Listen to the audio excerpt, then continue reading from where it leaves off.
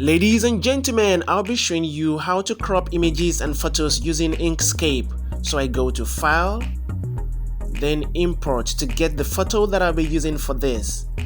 The photo that I'm using here today is absolutely free, and the link to it is already in the description below, so you may try to use that as well. I duplicate this with Ctrl D, and I duplicate again with Ctrl D. And if you're on Mac, you use Command D. I'm actually duplicating because I will be cropping different parts of the same photo. So I start with this. I zoom in very well, holding my Ctrl and rolling my mouse wheel.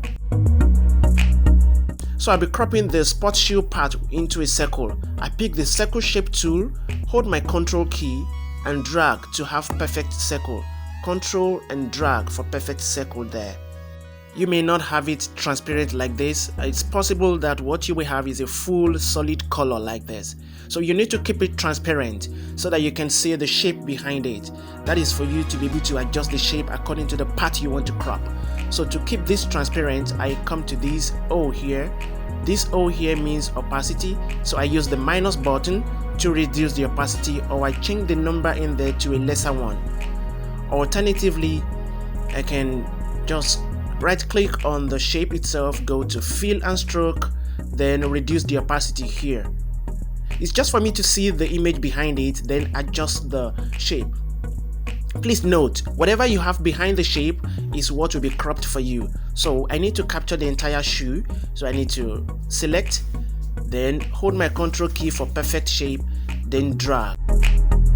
Now I can see that I'm capturing that part now, the remaining part behind the shoe. I think this is okay now. So whatever I have under the shape now will be captured as my crop. So I hold my Shift key, select the original image together with the shape. Having the two selected, yes, I've selected the two now. So I go to Object, Clip, then Set.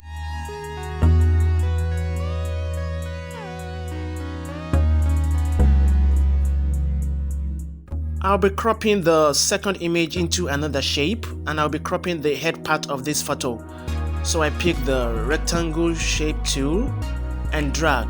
Don't forget to keep it transparent by reducing the opacity so you can easily see the part behind the shape that you want to crop. Whatever you have behind the shape will be cropped for you. I hold my Shift key and select the original photo together with the shape. Having the two selected, I go to Object, Clip, and there to Set. And this is the result. You may want to see my videos on all this.